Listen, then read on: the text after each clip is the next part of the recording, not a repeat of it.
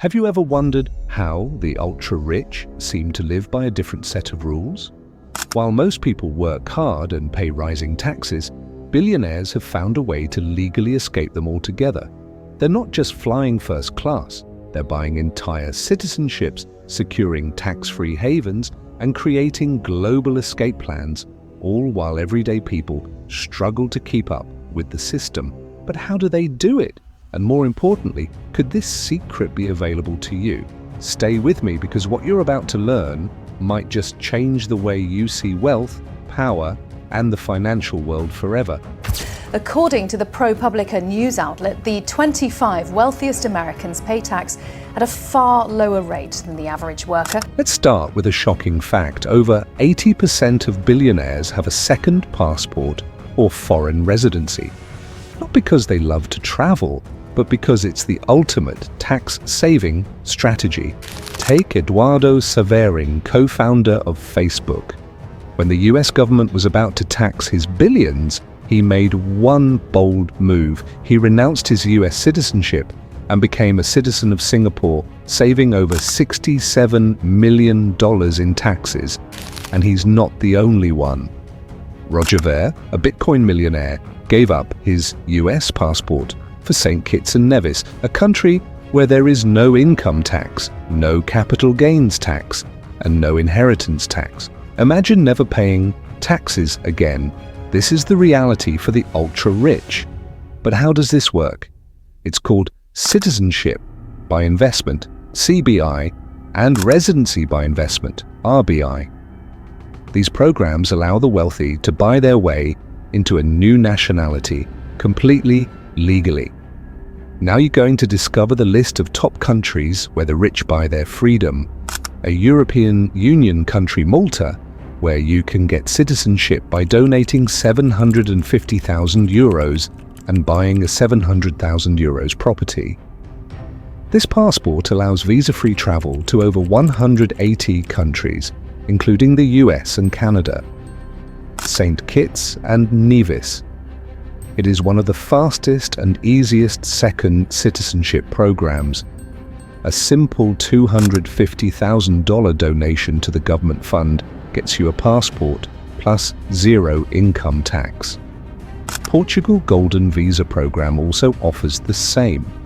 Invest 500,000 euros in real estate and you can become an EU citizen with low taxes and high freedom in just 5 years.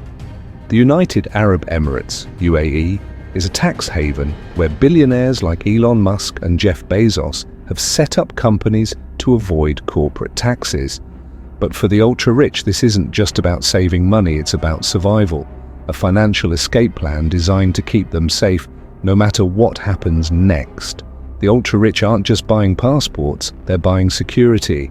Political instability, economic collapse and pandemics are all threats they see coming before the rest of the world. That's why billionaires have multiple residencies, private islands and luxury bunkers ready to go at a moment's notice. And here's the craziest part, they're not even trying to hide it. Russian oligarchs own luxury properties in London, Dubai and Switzerland, all under different citizenships to avoid legal trouble. Jeff Bezos has underground survival bunkers in Texas and multiple residencies to ensure he's never stuck in one place. They don't just have a plan B, they have plans C, D, and E. Our is Facebook co-founder Eduardo Saverin. You may remember that we told you that Saverin, who lives in Singapore, has renounced his U.S. citizenship. Well, it turns out the move could save him at least $67 million in federal income taxes that are due on his Facebook stake, according to Bloomberg analysts. St. Kitts and Nevis has the world's longest-running citizenship by investment program. Since 1984, people have been acquiring citizenship in this Caribbean country, gaining access to major benefits. But here's the biggest secret they don't want you to know.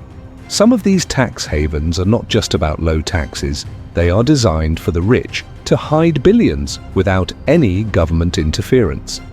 Stay tuned, because we're going to uncover how billionaires legally erase their wealth from the tax system and become invisible to financial authorities. If you have enough money, borders are nothing but invisible lines on a map. And for the ultra-rich, citizenship isn't just about where they were born, it's a powerful tool for financial freedom, security, and even secrecy. But how do billionaires buy citizenship and escape taxes? Let's dive into their secret pathways. For billionaires looking for speed, the Golden Visa is the easiest path to citizenship. These programs don't just offer residency, they open doors to global mobility, offshore banking, and ultimate tax freedom. In countries like Portugal and Malta, a simple real estate investment secures not just a passport, but access to the entire EU market, while Caribbean options like St. Lucia Kitts and Nevis provide financial secrecy and zero income tax. For example, in Malta, a fast-track citizenship program allows individuals to become citizens within 12 months, but it requires a minimum investment of $750,000. Meanwhile, St. Kitts and Nevis offers one of the quickest citizenship by investment options for a donation of just $250,000. Picture this: Malta, a Mediterranean paradise of tranquility.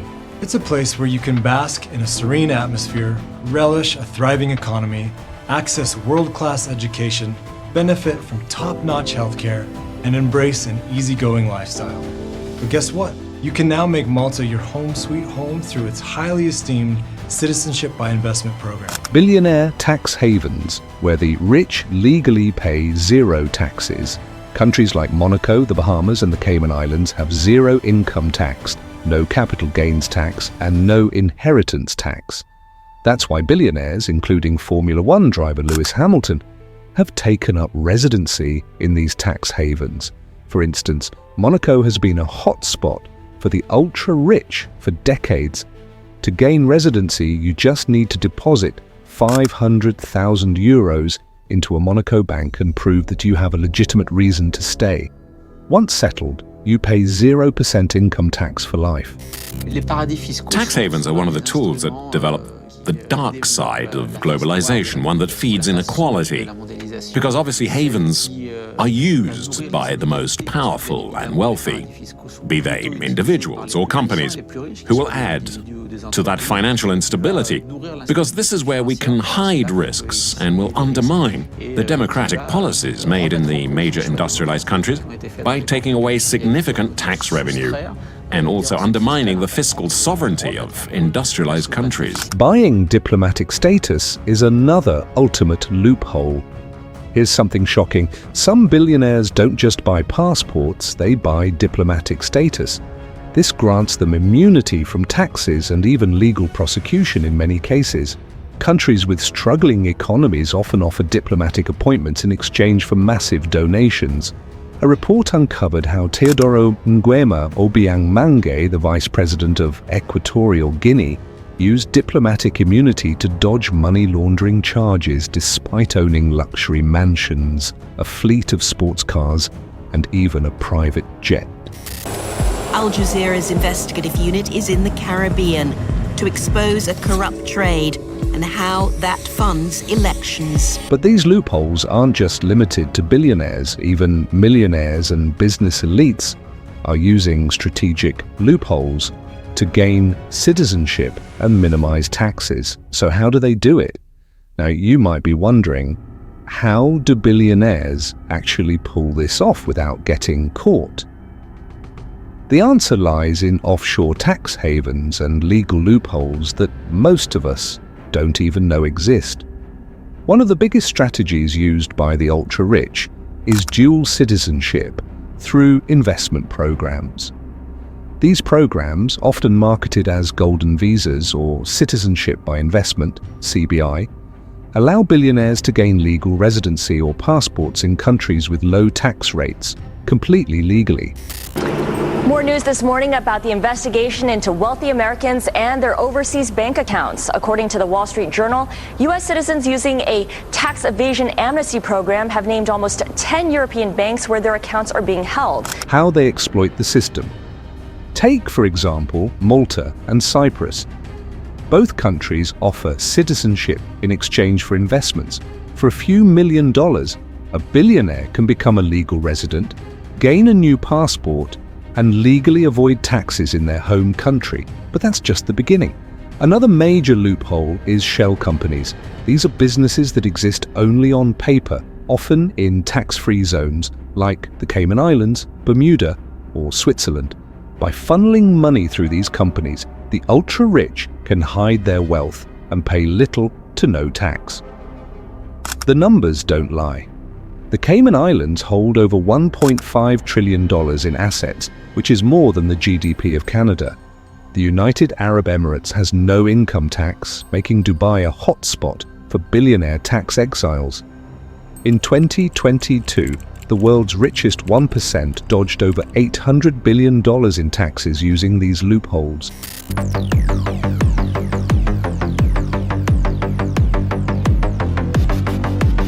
Who's using these loopholes?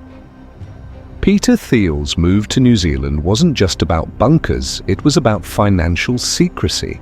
His fast-tracked citizenship application was so controversial that even government officials questioned why a billionaire with no ties to the country was approved in record time.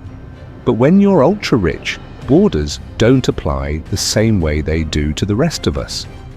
Even former US President Donald Trump has been linked to offshore tax strategies.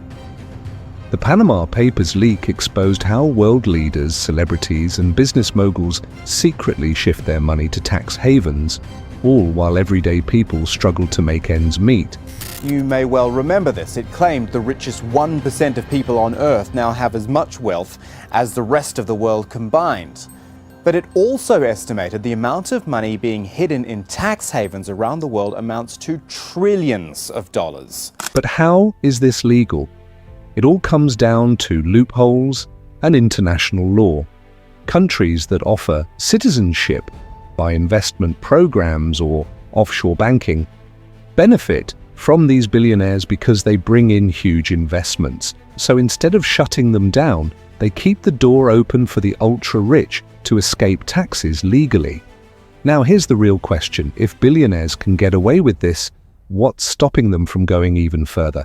While the ultra-rich buy passports and enjoy tax-free lives, what if I told you that some of these golden visas come with a hidden cost? A cost that could destroy entire economies, invite criminals, and even threaten national security?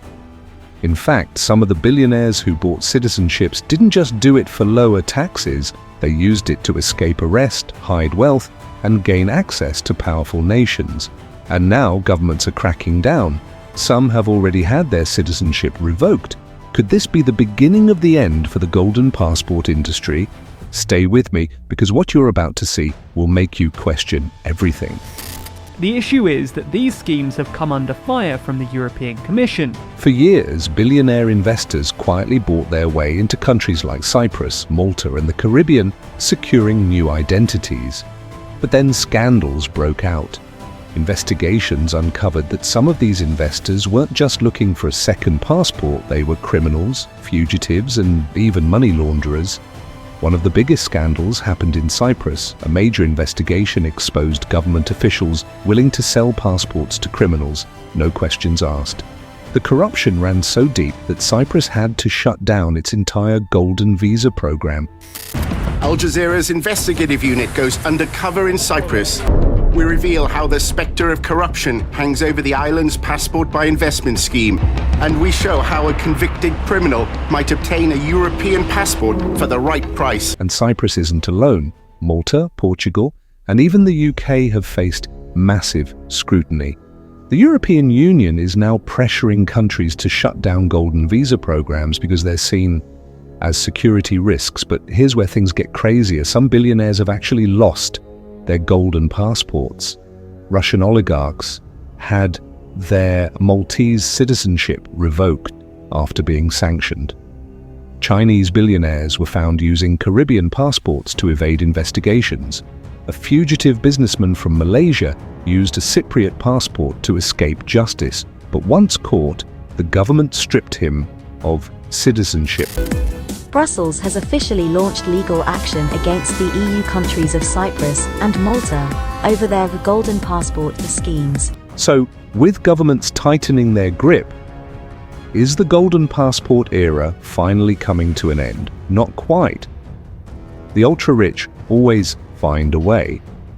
Stay tuned, because what you're about to see is their most extreme escape plan yet. So, governments are cracking down on golden passports, exposing corrupt schemes, and even stripping billionaires of their second citizenship. But do you really think the ultra-rich will just accept that? What if I told you that some billionaires have taken things to the next level? Instead of buying passports, they're creating their own countries, private islands, floating cities, and even entire micronations where they make the rules, pay zero taxes, and answer to no one. This isn't just a theory, it's already happening, but it doesn't stop there. Other billionaires have purchased entire islands and turned them into exclusive tax-free zones. Larry Page, co-founder of Google, has secretly bought islands in Fiji, taking advantage of the country's flexible residency laws. Richard Branson owns Necker Island, a private paradise where he controls the entire legal framework. The ultra-rich in Dubai have created artificial islands in the World Islands project, forming exclusive mini-nations for the elite.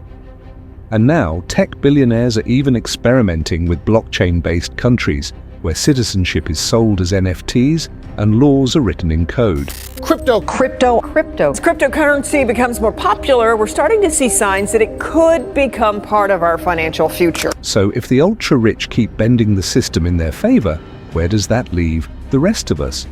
Will governments ever put an end to this? Or will billionaires become untouchable, controlling their laws, their nations, and even their futures? And if they succeed, what happens to everyone else?